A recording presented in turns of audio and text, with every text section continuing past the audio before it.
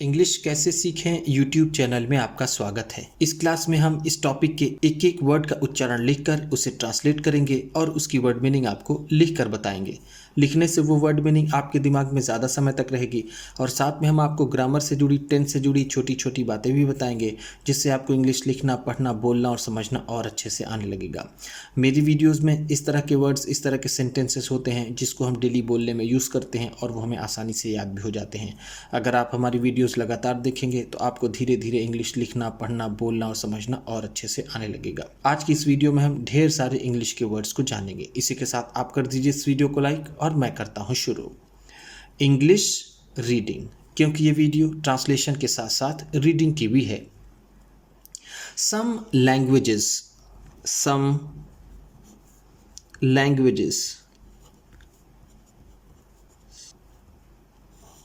कुछ भाषाएं, सम का मतलब है कुछ, लैंग्वेजेस भाषाएं,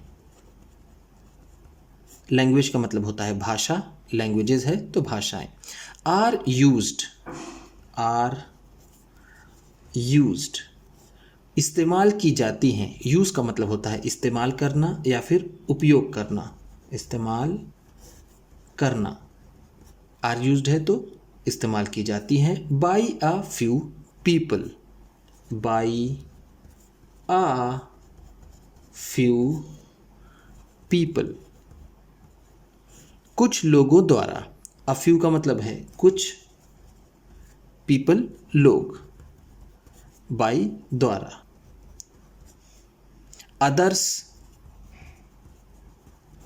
दूसरी भाषाएं, अदर्स का मतलब होता है दूसरा। यहाँ पर ये लैंग्वेज के संबंध में है तो इसको हम पूरा कहेंगे अदर लैंग्वेजेस, दूसरी भाषाएं। Such as Mandarin Chinese, such as जैसे कि, सच एज का मतलब है जैसे कि, जैसे कि। मैंडारिन चाइनीज़, मंदारिन चीनी, चाइनीज़ का मतलब है चीनी, मंदारिन ये चीन में बोली जाने वाली भाषा है। एंड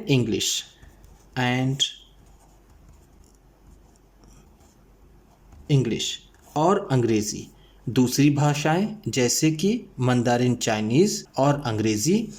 आर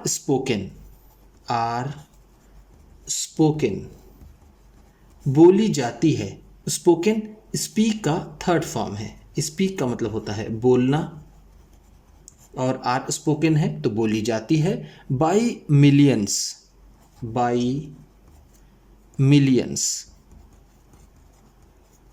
लाखों लोगों द्वारा। मिलियंस का मतलब यहाँ पर होगा मिलियंस पीपल, लाखों लोग। मिलियन का मतलब होगा यहाँ पर लाखों।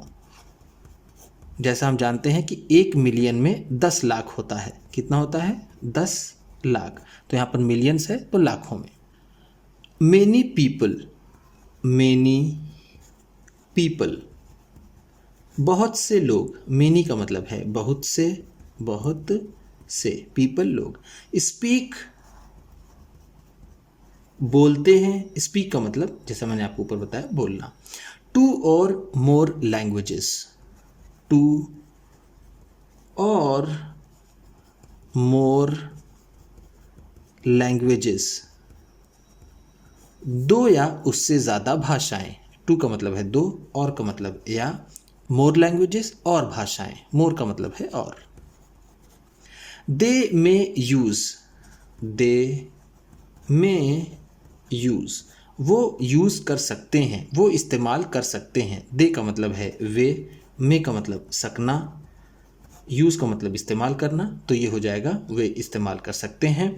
वन लैंग्वेज एक भाषा। एट होम घर पर। होम का मतलब है घर, एट पर। विथ फैमिली परिवार के साथ। विथ का मतलब है साथ, फैमिली परिवार। एंड फ्रेंड्स और दोस्तों के साथ, फ्रेंड्स का मतलब होगा दोस्त। एंड अनदर, एंड अनदर, और दूसरी भाषा। अनदर का मतलब यहाँ पर होगा दूसरी, यानी दूसरी भाषा। एट वर्क, एट वर्क, काम पर। और स्कूल, और स्कूल, या फिर स्कूल में यूज़ कर सकते हैं। रीजनल वेरिएशंस, रीजनल वेरिएशंस, क्षेत्रीय बदलाव। रीजनल का मतलब है क्षेत्रीय, वेरिएशंस का मतलब बदलाव। ऑफ लैंग्वेज, ऑफ लैंग्वेज, भाषा की। लैंग्वेज का मतलब है भाषा, ऑफ की। भाषा के क्षेत्रीय बदलाव। आर नोन, आर नोन, जाने जाते हैं।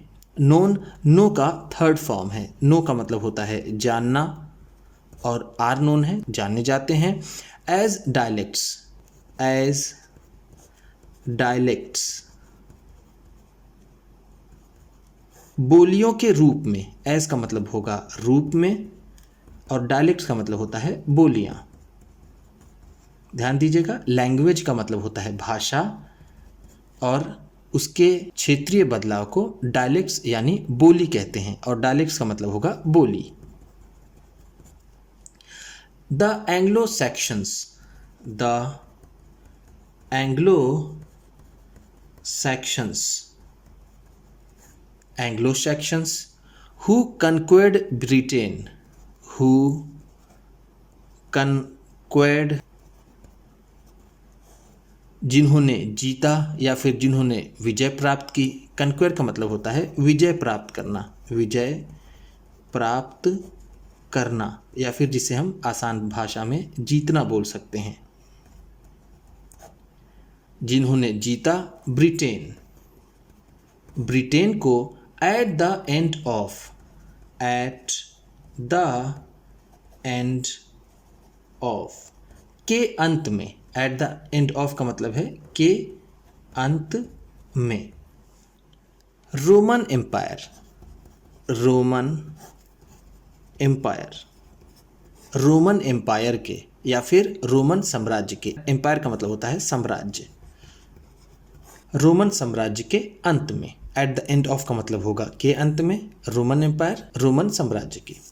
स्पोक, स्पोक, बोलते थे। स्पोक का मतलब होगा बोलते थे, बोलते थे। स्पोक, स्पीक का सेकेंड फॉर्म है। स्पीक का मतलब होता है, जैसा मैंने आपको पिछले पेज में बताया, बोलना, और स्पोकन इसका थर्ड फॉर्म होता है। वो बोलते थे। अ जर्मनिक लैंग्वेज, अ जर्मनिक लैंग्वेज, एक जर्मनिक भाषा। विच लेटर, विच लेटर, जो बाद में। विच का मतलब है जो, लेटर बाद में। Became English, became English, English बन गई। बिकेम का मतलब होगा बन गई या फिर हो गई। इंग्लिश का मतलब जैसा हम जानते हैं अंग्रेजी, जो बाद में अंग्रेजी बन गई। Other Germanic languages, other Germanic languages, दूसरी जर्मनिक भाषाएं। इंक्लूड, समाहित करती हैं। इंक्लूड का मतलब होता है समाहित करना, समाहित करना, या फिर दूसरी जर्मनिक भाषाओं में आती हैं। Danish, Dutch, German and Swedish. Danish, Danish भाषा आती है दूसरे जर्मनिक भाषाओं में। डच, डच आती है। जर्मन, जर्मन लैंग्वेज आती है। एंड स्वीडिश, एंड स्वीडिश, और स्वीडिश भाषा आती है। English also contains, English also contains, English भी बनती है, ऑल्सो का मतलब है भी, कंटेन्स का मतलब होता है बनना या फिर समाहित करना। अगर यहाँ पर हम इंक्लूड कहें जो भी आपने ऊपर पढ़ा तब भी सही होगा। अगर हम कहते हैं इंग्लिश ऑल्सो इंक्लूड्स तभी ये सेंटेंस सही होगा। French driven words, French driven words, French driven words का मतलब होगा फ्रांसीसी भाषाओं से लिए हुए शब्द। वर्ड्स का मतलब होगा शब्द।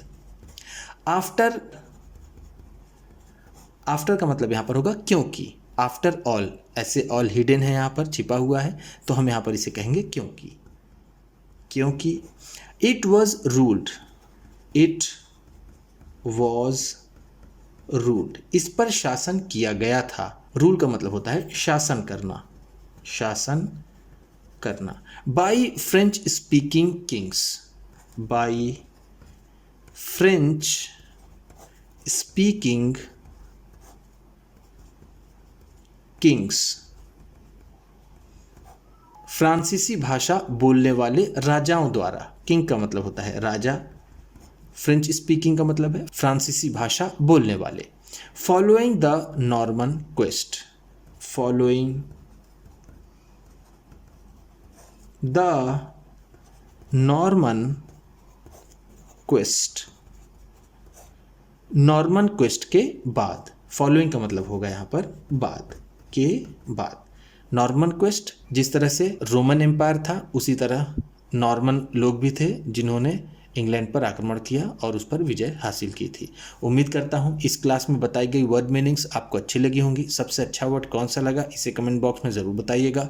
इसी तरह की वीडियोस के साथ साथ ढेर सारी रीडिंग की, ट्रांसलेशन की और बहुत सी इंग्लिश सीखने वाली वीडियोस पाने के लिए चैनल को सब्सक्राइब कीजिए और ये वीडियो किसी न किसी अपने एक दोस्त को, मित्र को, परिवार वाले को शेयर भी ज़रूर कर दीजिएगा। तो चलिए मिलते हैं फिर अगली वीडियो में।